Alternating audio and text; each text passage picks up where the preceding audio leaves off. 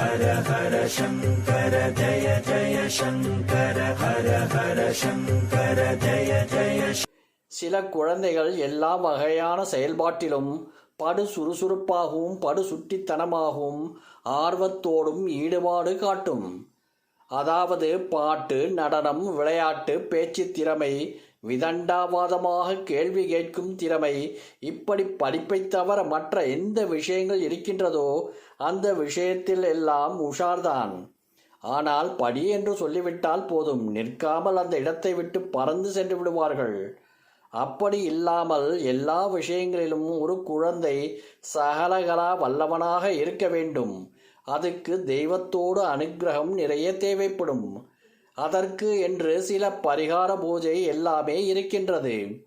அதை நாம் பக்தியோடு நம்பிக்கையோடு பண்ணினால் குழந்தைகள் சகலகலா வல்லவனாக சகலகலா வள்ளியாக மாறிவிடுவா. குறிப்பாக படிக்கின்ற குழந்தைகள் இந்த பரிகாரத்தை செய்தால் ரொம்ப விசேஷம். இந்த பரிகாரத்திற்கு நமக்கு முதலில் தேவைப்படக்கூடிய இலை அத்திமர இலை. அத்தி மரத்திற்கு நேர்மறை ஆற்றலை ஈர்க்கக்கூடிய சக்தி அதிகமாக உள்ளது. நாம் எதை நினைத்து கொண்டு இந்த இலையால் இறைவனுக்கு அர்ச்சனை செய்கின்றோமோ அது உடனடியாக நடக்கும். புத்திசாலித்தனத்திற்கு உரிய கிரகம் சந்திர பகவான்.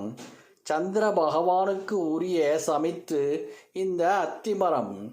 அத்திமர இலை தெரிந்த இடத்தில் சொல்லி வைத்து அத்திமர இலைகளை வாங்கி வைத்து கொள்ளுங்கள். காலையில் எழுந்து சுத்து பத்தாக குளித்துவிட்டு பூஜை அறையில் உள்ள உங்களுக்கு பிடித்த சுவாமி படத்தை தேர்ந்தெடுத்து அந்த தெய்வத்திற்கு அத்திமர இலையால் மாலை கட்டி போடலாம்.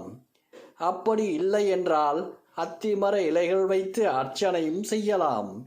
இப்படி தினந்தோறும் அத்திமர இலைகளை கொண்டு வீட்டில் இருக்கக்கூடிய இறைவனுக்கு வழிபாடு செய்து வந்தால் குழந்தைகளின் திறமை மேலோங்கும்.